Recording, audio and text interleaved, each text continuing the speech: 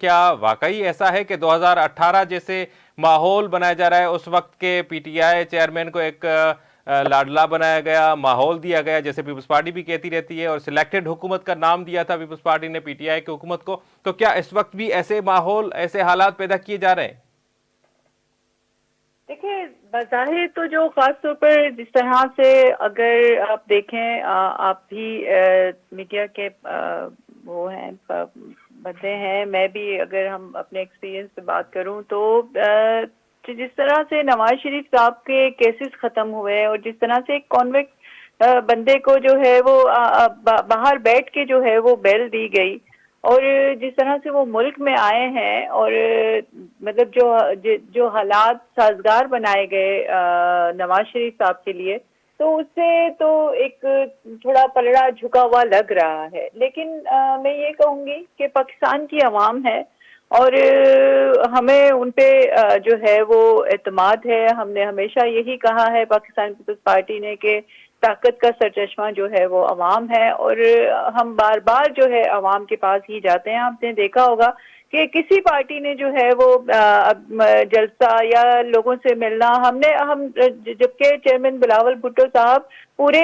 जो है इस लास्ट 5 इयर्स में अगर आप देखते हैं तो वो जिस तरह से लोगों में घुलते मिलते रहे हैं और जिस तरह से वर्कर्स कन्वेंशन होते रहे हैं और वो आवाम के अंदर नजर आए, तो हमें अपने लोगों पे एतमाद है, हमने डिलीवर किया है, और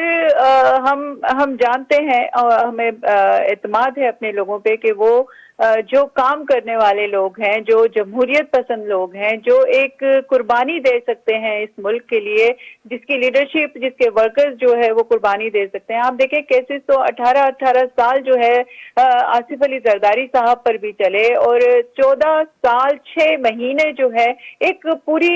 जो है जिंदगी होती है एक इंसान की, कि पूरा एक वो करियर होता है जो आसिफ अली जरदारी साहब ने जो है वो जेल में गुजारा। और जबकि आप देखें 18 साल के बाद वही केसेस जो चल रहे थे, उनके बाद जो है वो एक मतलब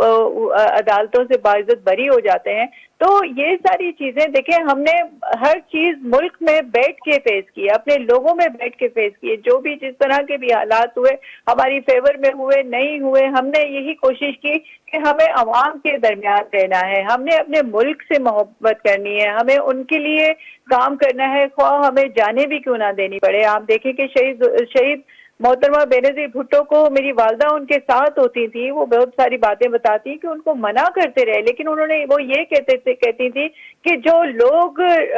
मतलब मैं जिस रोड से मैं गुजरती हूँ, लोग मेरा इंतजार कर रहे होते हैं कि मोहतरमा यहाँ से गुजरेंगी, और वो इतनी देर तक खड़े, मैं ऐसे कैसे इन लोगों को छोड़ दूं, बिल्कुल कैसे मैं बिल्कुल घर में और ड्राइंग रूम में बैठ के सियासत करूं। तो ये लीडरशिप होती है। और उसी तरह से आप देखें कि शहीद जुल्फ़िकार अली भुट्टो की तरह, मोहतरमा बेनजीर भुट्टो साहिबा की तरह बिलावल भुट्टो भी जो है दीवाना वार जो है अपने लोगों से मोहब्बत करता है। अच्छा मैडम, और आखिरी सवाल है अवाम के अंदर जी। नजर आते हैं जिस तरह से एक जज्बा इस नौजवान में है। मैं समझती हूँ कि पाकिस्तान के लोगों को, पाकिस्तान के जितने भी जो भी इदारे हैं, उनको इनकी कदर करनी चाहिए।